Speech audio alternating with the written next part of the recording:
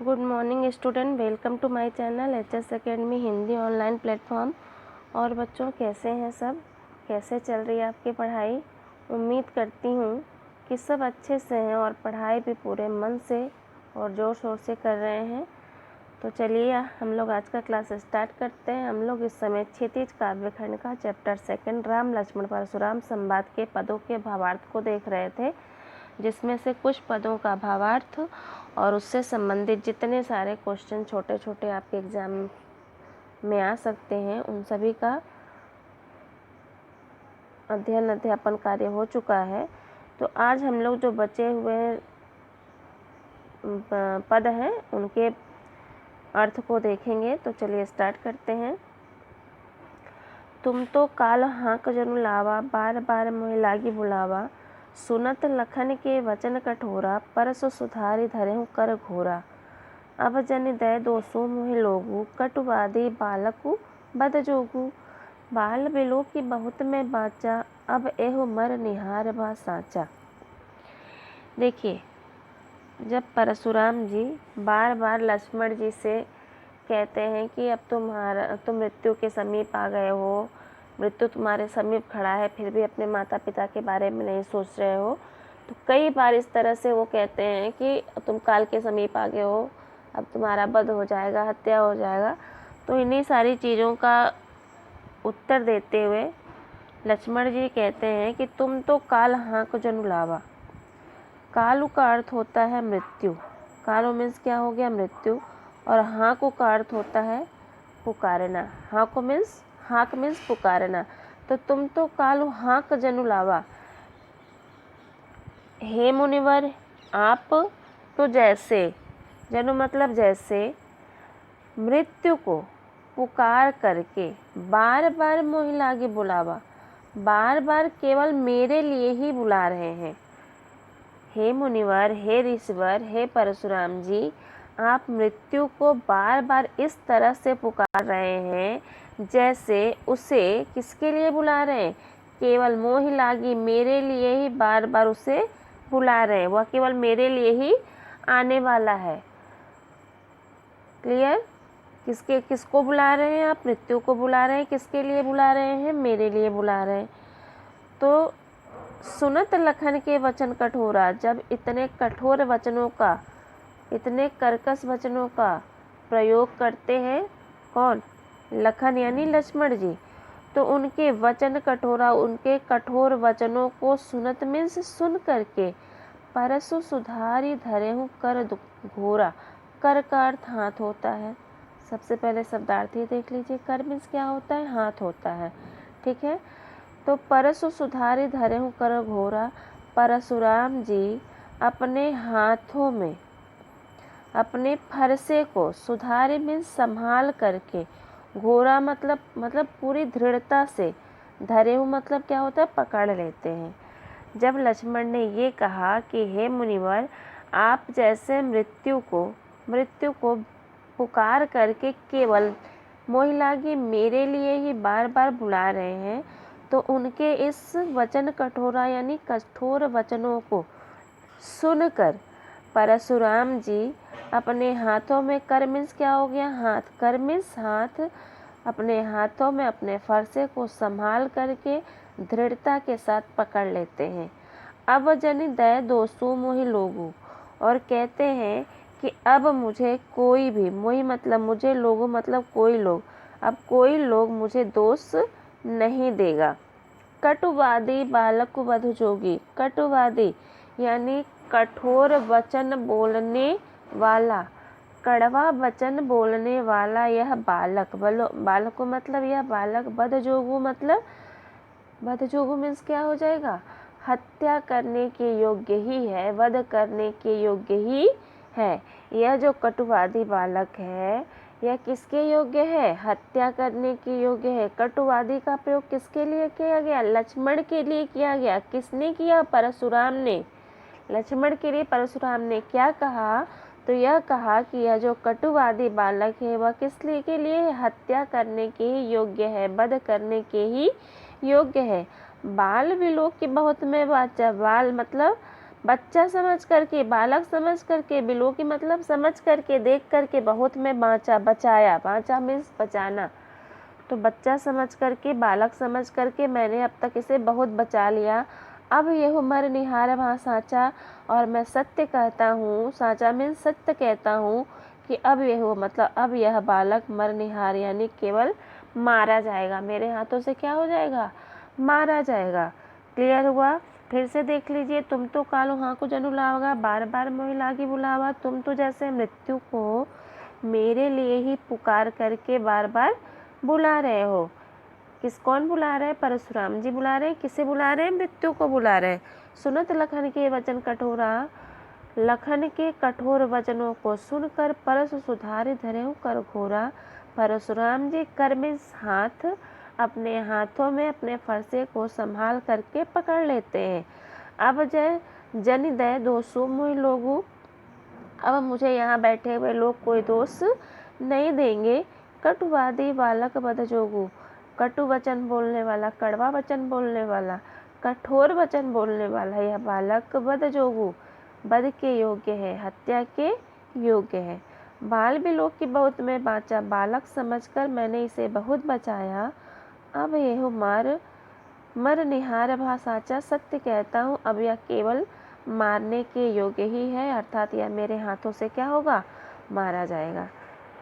तो यहाँ पे काल को कौन बुला रहा है? परशुराम जी बुला रहे हैं। किसके लिए बुला रहे हैं? लक्ष्मण के लिए बुला रहे हैं। जनु, ये देखिए जहाँ पे जनु, मनु, मनो, मानो इस तरह के शब्दों का प्रयोग होता है, वहाँ पे कौन सा अलंकार होता है? उत्प्रेक्षा अलंकार होता है। तो इस पंक्ति में कौन सा अलंकार हो गया? इस पंक्ति में उत्प्रेक्षा अलंकार हो गया। क्लियर हो गया? कटुवादी किसे कहा गया है? कटुवादी लक्ष्मण को कहा गया है। किसने कहा है? परशुराम ने कहा है। ठीक है। लक्ष्मण के लिए परशुराम ने क्या कहा? लक्ष्मण के लिए परशुराम ने यह कहा कि यह जो बालक है यह केवल वध के ही योग्य है। इसमें सबसे इम्पोर्टेंट कालू, कालू का अर्थ क्या हो गया? मृत्यु हो गया। कालू मीन्स क्या हो गया? मृत्यु हो गया। हाकू मीन्स पुकारना हो गया। कर का अर्थ होता है हाथ। वध जोगु मतलब वध करने के योग्य है। माचा मीन्स क्या हो गया? माचा का अर्थ हो गया बचाना। तो अब इसी के आगे का भाग देखिए। कौशिक कहा क्षमेहु अपराधो, बाल दोष गुण गनहीन साधु। खर कुठार में अकरुण कोही, आगे अपराधी गुरुद्रोही। उतर देत छोड़ो बिनु मारे, केवल कौशिक सील तुम्हारे। नत ए काट एहि काटि कठार कठोरे, गुरु ही उरिन होतऊँ श्रम थोरे। गादि सुनु कह हृदय हसी, मुनि हरिहरे सूझ। आय में खाड़ न उख में, अजहु न बूझ अबूझ। अब जब क्या होता है, परशुराम जी अपने फरसे को अपने हाथ में उठा लेते हैं और कहते हैं कि अब मैं यह जो बालक है मैं इसका वध कर दूंगा। तब कौशिक मतलब विश्वामित्र, विश्वामित्र खड़े होकर के कहते हैं क्षमीय अपराधु, इसके अपराध को क्षमा करिए। किसके अपराध के? लक्ष्मण के अपराध को। ठीक। कौशिक मीन्स क्या हो गया? कौशिक मीन्स विश्वामित्र। विश्वामित्र कहते हैं कि क्षमीय अपराधु, इसके अपराध को क्षमा करिए। बाल दोष गुण गनहीन साधु, बालक के दोष मतलब दोष और गुण मतलब गुण। जो बालक के दोष या गुण होते हैं या गुण दोष होते हैं, जो साधु लोग होते हैं उनकी गणही मतलब गणना, उनकी गणना नहीं करते, उनके गुण दोषों के बारे में इतना सोच विचार नहीं करते हैं। यह बालक है, आप इसे क्या करिए? क्षमा कर दीजिए। किसने कहा? कौशिक। कौशिक यानी विश्वामित्र ने कहा। किससे कहा? परशुराम से कहा। खर कुठार में अकरुण कोही, तब परशुराम जी कहते हैं कि इस तरह से खर कुठार धारण करने वाला, फरसा धारण करने वाला मैं बहुत ही बिना किसी कारण के, अकरुण बिना किसी कारण के क्रोध दिखाने वाला यानी कि बहुत ही क्रोधी स्वभाव का हूँ। आगे अपराधी गुरुद्रोही, मेरे आगे जो खड़ा है अपराधी है वो, और गुरुद्रोही मेरे गुरु का वो क्या हो गया? शत्रु है, गुरु का द्रोही है। गुरु किसे कहा गया? तो परशुराम ने गुरु किसे कहा? भगवान शिव को, भगवान शंकर को गुरु कहा, क्योंकि जो शिव धनुष टूटा था वह किसका था? वह भगवान शंकर का था। और इसीलिए परशुराम ने उन्हें क्या कहा? गुरुद्रोही कहा। किसे कहा? लक्ष्मण को कहा। मैं खर कुठार धारण करने वाला, बिना किसी कारण के भी क्रोध दिखाने वाला, बहुत ही क्रोधी स्वभाव का हूँ। कोई मीन्स क्रोधी स्वभाव का। आगे अपराधी, मेरे सामने यह जो अपराधी खड़ा है वह क्या है? मेरे गुरु का शत्रु है। उत्तर दे तो छोड़ो बिनु मारे। यह बार बार मेरे प्रश्नों का उत्तर दे रहा है और फिर भी मैं इसे बिना मारे छोड़ रहा हूँ। क्यों? केवल कौशिक सील तुम्हारे, केवल तुम्हारे सील के वश, संकोच वश, तुम्हारे स्मरण करके ही मैं इसे क्या कर रहा हूँ? छोड़ रहा हूँ। न तो यही काटी कठार, कुठार यहाँ कुठार हो जाएगा और यहाँ गुरु ही, ठीक। न तो यही काटी कुठार कठोरे, गुरु ही उरिन होता हूँ श्रम थोरे। नहीं तो इसी समय अपने इस फरसे से इसको काट दिया होता और गुरु के ऋण से, गुरु ही उरिन, ऋण से होते हैं श्रम थोड़े, थोड़े से परिश्रम से, श्रम थोड़े मीन्स कम परिश्रम से ही अपने गुरु के ऋण से क्या हो गया होता? मुक्त हो गया होता, ठीक। गाधि सुनो का हृदय हंसी, मुन ही हरिहरे सूझ। जब परशुराम ने ये कहा कि मेरे सामने जो खड़ा है वह क्या है? एक अपराधी है और मेरे गुरु का शत्रु है और मेरे ऊपर मेरे गुरु का ऋण भी है, और आपका सील नहीं होता तो मैं इस बालक को अपने फरसे से अब तक काट दिया होता और गुरु के ऋण से थोड़े से परिश्रम से ही मुक्त हो गया होता। तो फिर यहाँ पे गाधी सुनो, गाधी सुनो मीन्स होता है विश्वामित्र जी, क्लियर। गाधी सुनो मीन्स क्या हो गया? विश्वामित्र जी का हृदय हंसे, अपने मन में हंसते हुए कहते हैं, मुनि ही हरिहरे सूझ। मुनि ही मतलब परशुराम को, हरिहरे सूझ, सब कुछ हरा भरा दिखाई दे रहा है, अच्छा दिखाई दे रहा है, क्लियर। परशुराम जी के लिए विश्वामित्र जी कहते हैं, जब उन्होंने यह कहा कि मैं इस बालक का वध करके अपने गुरु के ऋण से मुक्त हो गया होता, केवल आपके सील की वजह से इसे नहीं मर रहा हूँ, तब विश्वामित्र जी, गाधी सुनो मीन्स विश्वामित्र जी अपने मन में हंसी मतलब हंसते हुए कहते हैं कि मुनि ही हरिहरे सूझ, मुनिवर को सब कुछ हरा भरा दिखाई दे रहा है, मुनिवर को सब कुछ हरा भरा दिखाई दे रहा है। आय मैं खाड़ न उख में, अजहु न बूझ अबूझ। आय में का अर्थ होता है लोहे का बना हुआ, लोहे का बना हुआ। आय में मीन्स क्या हो गया?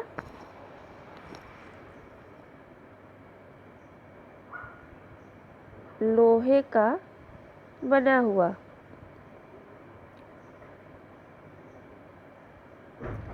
क्लियर। तो आय में खाड़ न उख में, यह जो बालक है कौन? राम और लक्ष्मण, मतलब लक्ष्मण जिससे वो बात कर रहे हैं, तो उख में, ईख के बने हुए खाड़ के समान नहीं है। ईख से बनता है ना, जो गांव में बोला जाता है राब बोला जाता है, जो थोड़ा सा बहुत ज़्यादा गुड़ की तरह सूखा भी नहीं होता, थोड़ा गीला होता है, मुंह में डालते ही वो क्या हो जाता है? गल जाता है। तो विश्वामित्र जी कहते हैं परशुराम के लिए कि यह जो इनके सामने खड़े हैं बालक, ये है ईख के बने हुए खाड़ के समान नहीं है, जो मुंह में डालते ही क्या हो जाए? गल जाए। ऐ में ये क्या है? लोहे के बने हुए हैं, लोहे के समान है, जिसे कोई भी तोड़ नहीं सकता है। अजहु न बूझ अबूझ, अजहु मतलब अब भी, न बूझ ये समझ नहीं रहे हैं, और अबूझ मतलब ना समझ बने हुए हैं। कौन? परशुराम। किसने कहा? विश्वामित्र ने। देखिए इतना इनका अपने स्वभाव के बारे में बताते हैं। सहस्त्र बाहों की भुजाएं उन्होंने काट डाला था, उसका वध कर दिया था, कई बार राजाओं को भूमि विहीन कर दिया था, और ये पूरा संसार जानता है कि वे बहुत ज़्यादा इस तरह से किसी का भी सर काट देते थे। इवन अपने उन्होंने पिता की आज्ञा से उन्होंने अपनी माता का भी मस्तक काट दिया था।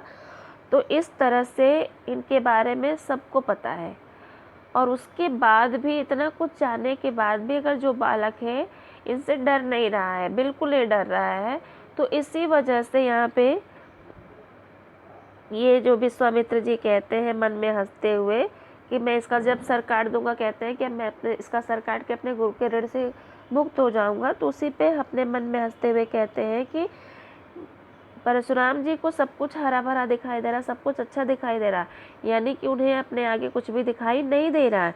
ऐवे खाण न उख में, यह उख इख के बने हुए खाण के समान नहीं है। किसके समान है? लोहे के बने हुए फौलाद के समान है। अजो न बूझा बूझ, और अभी भी ये इसको समझ नहीं रहे हैं। क्लियर? अब आगे चलिए। कहु लखन मुनि सील तुम्हारा, को नहीं जाने विदित संसारा। मात पिता उरिन भय नीके, गुरु ऋण रहा सोच बढ़ जी के। जो जनु हमरे माथे काढ़ा, दिन चले गए ब्याज बढ़ बाढ़ा। अब आनी व्यवहारिया बोली, तुरंत ही देव में थैली खोली।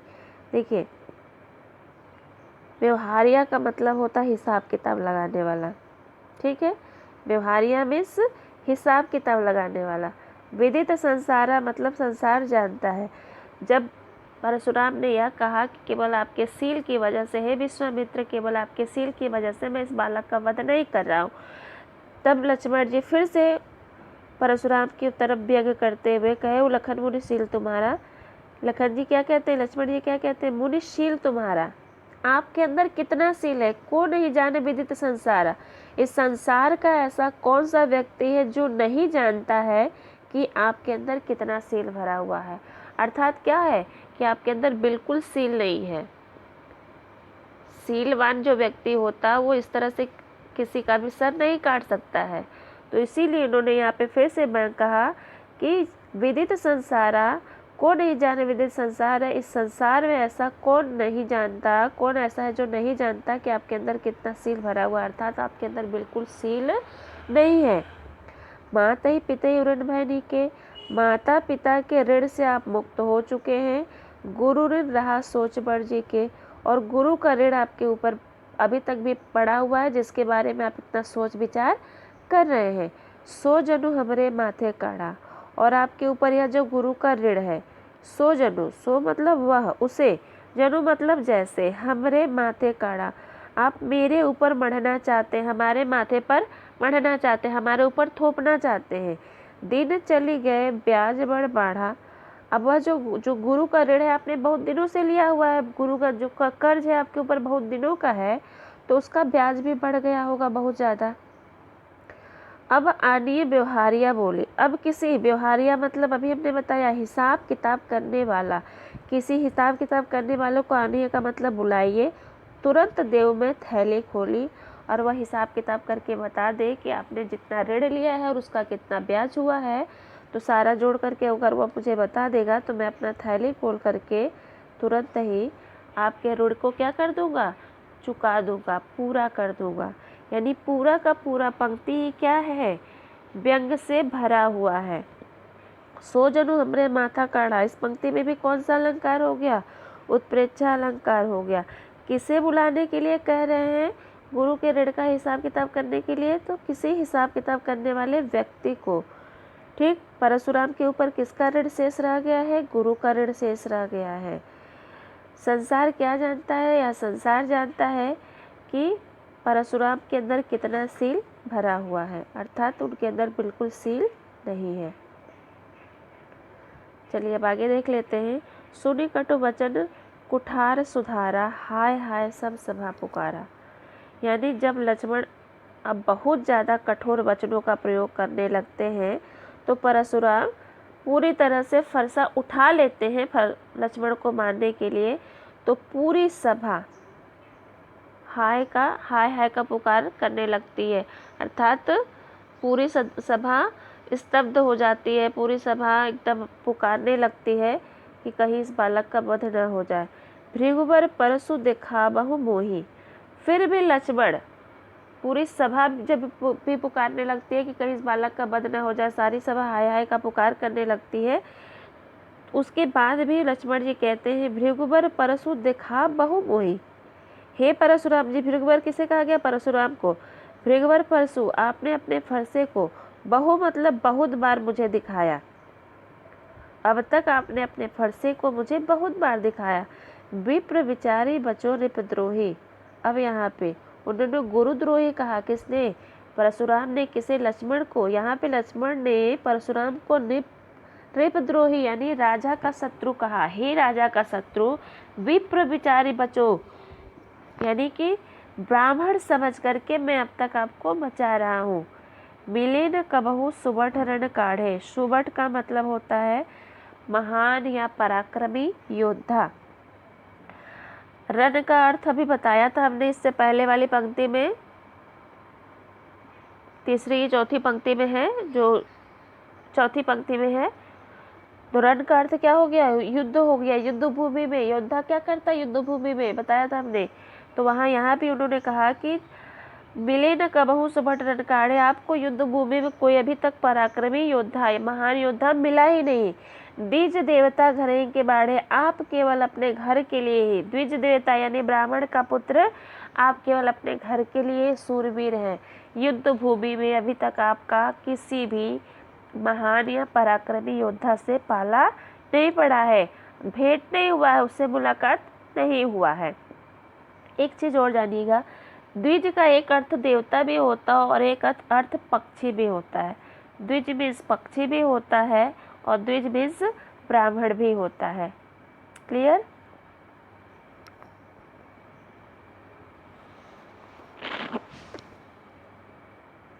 अनुचित कही सब लोग पुकारे। जब ये कहते हैं कि जो ब्राह्मण होते हैं वो अपने घर के लिए ही सूरवीर होते हैं, तो ये बातें सुनकर सब लोग कहते हैं कि अनुचित कही। या लक्ष्मण ने जो यह वचन परशुराम के लिए कहा, यह अनुचित कहा, क्योंकि देखिए पूरा संसार जानता है कि वे बहुत ही वीर पराक्रमी योद्धा थे, उनके सामने कोई टिक नहीं सकता था। तो जब उन्होंने कहा कि आप कोई सूरवीर नहीं है, आप अपने घर के लिए सूरवीर हैं, तो उसी पे सारे बैठे वहाँ के लोग थे, उन्होंने कहा कि ये बातें जो लक्ष्मण ने कहा यह बिल्कुल अनुचित है। रघुपति सह नहीं लखन निवारे। तब श्री राम जी, रघुपति मतलब श्री राम जी, सह नहीं नेत्रों से लखन निवारे, लखन को निवारे मतलब मना करना, लखन को बोलने से मना करते हैं। जब लक्ष्मण बहुत ज़्यादा अनुचित शब्द का प्रयोग परशुराम के लिए कर देते हैं, तब पूरी सभा यह पुकार करके कहने लगती है कि लक्ष्मण ने अनुचित कहा है, गलत कहा है।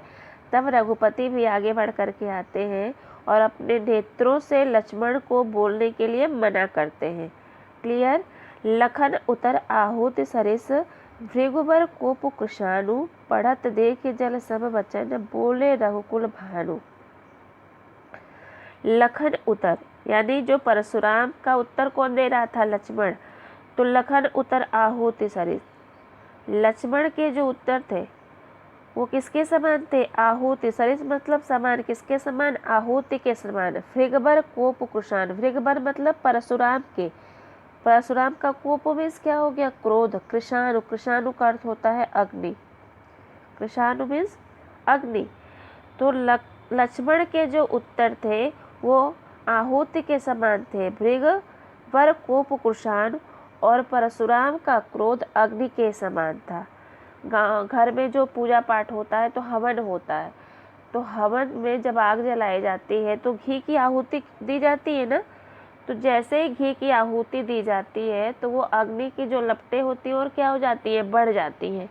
तो जब अग्नि की लपटें बहुत ज़्यादा बढ़ने लगती हैं तो कलश में जो जल भरा रहता है तो आम के पल्लों से उस अग्नि पे क्या किया जाता है? थोड़ा सा जल छिड़का जाता है ताकि जो अग्नि की लपटें हैं वो क्या हो जाए? शांत हो जाए। तो उसी तरह तो बढ़त देख जल सब वचन, बोले रघुकुल भानु, रघुकुल के सूर्य अर्थात कौन हो गया? भगवान राम। जब लक्ष्मण के उत्तर को सुनकर परशुराम का क्रोध और ज़्यादा बढ़ने लगता है, यानी कि उनका कोप अग्नि के समान होता है और लक्ष्मण के उत्तर आहुति के समान होता है, तो उस अग्नि रूपी क्रोध को शांत करने के लिए शीतल जल के समान वचनों से श्री रामचंद्र जी बोले। क्लियर हुआ? अब इसमें देखिए लक्ष्मण के उत्तर को किसके समान बताया गया? आहुति के समान बताया गया। लक्ष्मण के उत्तर को किसके समान बताया गया? आहुति के समान बताया गया। परशुराम के क्रोध को कृषाणु में अग्नि के समान और श्री राम के वचनों को शीतल जल के समान बताया गया। द्विज देवता किसे कहा गया है? ब्राह्मण को कहा गया है, यानी परशुराम को। विप्र भी किसे कहा गया है? विप्र का अर्थ क्या होता है? विप्र का अर्थ परशुराम होता है। क्लियर?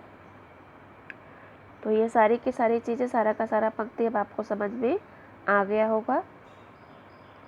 अब चलिए इस पंक्ति से संबंधित जितने सारे क्वेश्चन है उसको देख लीजिए। ये सारा का सारा, अब परशुराम ने किसे बद्धजोगू कहा और क्यों कहा? अभी हमने बताया आपको। लक्ष्मण के शब्द परशुराम के लिए किसके समान थे? नृपद्रोही किसे कहा गया और क्यों कहा गया है? नृपद्रोही मीन्स राजा का शत्रु। किसे कहा गया? परशुराम को कहा गया। क्यों कहा गया है? क्योंकि पहले ही पंक्ति में हमने बताया था कि वे राजाओं के बहुत बड़े शत्रु थे। उन्होंने सहस्त्रबाहु की भुजाओं को काट डाला था और उसका वध भी कर दिया था, और कई बार ये धरती को राजा विहीन कर चुके थे। क्यों कहा गया उसे नृपद्रोही? क्योंकि उन्होंने कई बार धरती को राजा विहीन कर दिया था, सहस्त्रबाहु की भुजाओं को काट डाला था। पंक्ति में कवि ने राम, लक्ष्मण और परशुराम के वचनों को किसके समान बताया? अभी हमने आपको बताया किसके समान बताया। लखन उतर आहुति सरिस भृगुवर कोपु कृषाणु। पंक्ति में कौन सा अलंकार पूछा है? तो देखिए, जहाँ कहीं भी सम, सरिस, तुल्य, सा इस तरह के शब्दों का प्रयोग होता है, वहाँ कौन सा अलंकार होता है? उपमा अलंकार होता है। और जहाँ जनु, मनु, मनो, मानो का प्रयोग होता है, वहाँ कौन सा अलंकार होता है? उत्प्रेक्षा अलंकार होता है। तो इस पंक्ति में कहीं कहीं उत्प्रेक्षा अलंकार की भी है और कहीं कहीं उपमा अलंकार भी है। तो लखन उतर आहुति सरिस भृगुवर कोप कृषाण, पंक्ति में अगर अलंकार पूछेगा तो उपमा अलंकार हो जाएगा। आय खाड़ नौक में आज पंक्ति का आशय क्या है? ये भी हमने आपको भी बताया कि परशुराम जी जो इन बालकों को ईख से बने हुए मीठे खाड़ के समान समझ रहे हैं, तो यह बालक ईख के बने हुए मीठे खाड़ के समान नहीं है। किसके समान है?